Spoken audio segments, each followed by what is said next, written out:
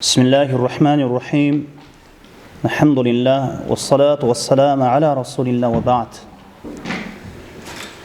Orozo туралы сабағыбызды улантабыз.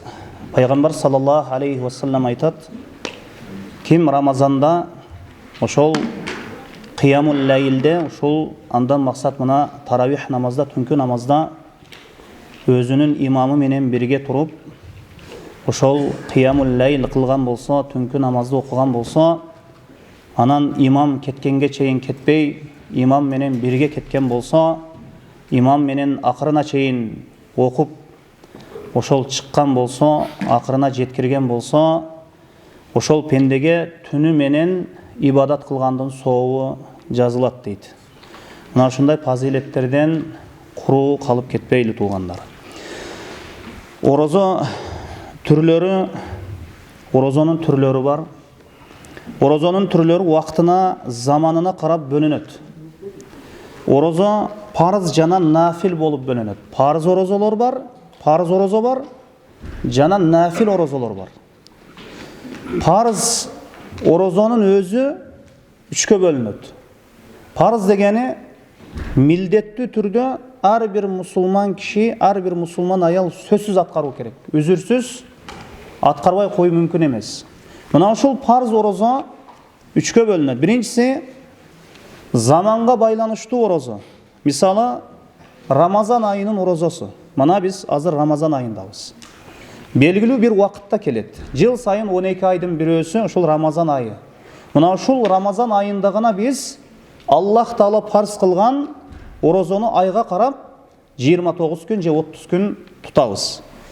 Экинчи парыз болгон орозонун түрү бир себепке көрө парыз болгон орозо. Бир себепке көрө парыз болгон орозо. Мисалы, каффарат. Мисалы үчүн орозонун күндүз күнү бир киши Аллах өз сактасын аялына жакындык кылып койду.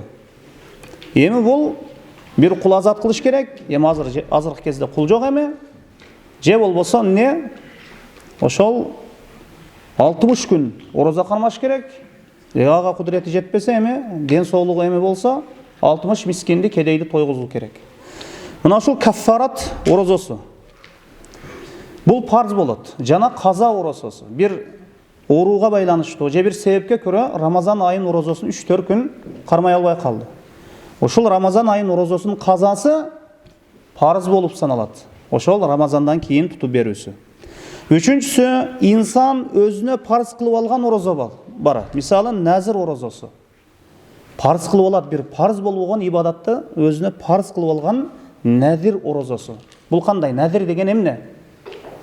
Аллах Таалага эч бир нерсени, эч бир ибадатты парыз кылбаса деле, ошол пенде өзүнө бир ибадатты парыз кылып алат. Мисалы үчүн, ушул оорумдан айыксам 10 күн орозо кармап берем дейт. Айыккандан кийин иши оңунан келген мусулмандар ошол нерсени аткарып берүүсү парыз болот. Же аялым эсен аман саламат төрөп алса 15 күн орозо кармап берем дейт. Аялы төрөп алгандан кийин эсен аман сөзсүз 15 күндү кармап берүүсү парыз болот. Төртүнчү, важип болбогон, эми үчүнчүсү ошол үчкө бөлүнөт дедик, парыз орозолорду мына ушул түрүн айтып өттүк. Эми важип болбогон орозолор бар. Парыз болбогон орозолор бар. Ашура күнүнүн орозосу. Мухаррам айында 10 күнкү орозо. Арафа күнүнүн орозосу. Ажылар Арафатта турган күндөгү орозо.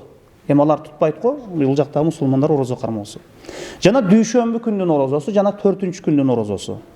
Ар бир айда 3 күн орозо кармоо. Мына ушул важип болбогон, нафил болгон орозолор. Жана Шаввал айынын, Рамазан айынан кийинки 6 күн орозо, Шаввал айынын 6 күн орозосу, жана Рамазан айынан алдыңкы Шабан айынын орозосу. Эми парыздыгында же важиптигинде хилаф болгон орозолор бар, талаш тартыш болгон орозолор бар. Мисалы, нафил орозону бузуп койсо, парыз эмес орозо. Нафил орозону бузуп койсо, анын казасын тутуу важип дешет кээ бир алымдар важип эмес дешет. Бир нафил орозо кармап атасыз, бир себепке көрө оозуңузду атып жибердиңиз. Кээ бир алымдар айтат, эми казасын тутуп берүүсү ошол инсанга парыз дешет, важип дешет. Кээ бир алымдар парыз эмес дешет.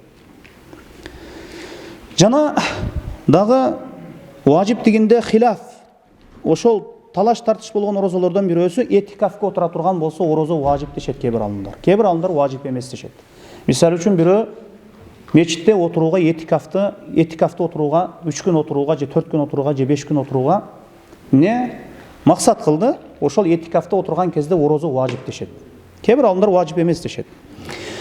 Жана эми кээ бир орозолордо биринин артынан бирин улай тутуу шарт кылынат. Улап, мындайча айтканда үзүбөстөн тутуу шарт кылынат. Кандай? Мисалы үчүн Рамазан айынын орозосун подряд тутасыз. Подряд тутасыз. Мына Аллах Таала "Фаман шахида минкум аш-шахра фалиясум", силерден кимдир бирөө Рамазан айынын орозосун кармаса, бир ай орозо кармасын деди. Эми подряд тутасыз. Эми дагы бир буларда подряд тутуу орозону биринин артынан бирин улай тутуу шарт кылынат. Же мындай орозонун түрлөрү бар. Бирөөнү каталашып өлтүрүп ала турган болсо дагы татаббу шарт. Татаббу дегени ошол подряд тутуу шарт кылынат. Дагы орозонун күндүзү өтө чоң күнөө бул. Күндүзү аялы менен кошулуп кое турган болсо, Аллах өзү сактасын, 60 күн орозо кармап берет. Мисалы үчүн бирөө кошулуп койду, Аллах өзү сактасын, эми 50 күн тутту же 55 күн тутту орозодон кийин. Тутуп келатып, анан бирөө тойго чакырып калды. Жок, эми тойдон кийин тутам деген болбойт эми. Эгерде 58 күн тутуп, анан бир күн эс алып алайын деп туткан болсо, дагы бирден баштайт. Ал жарабайт эми.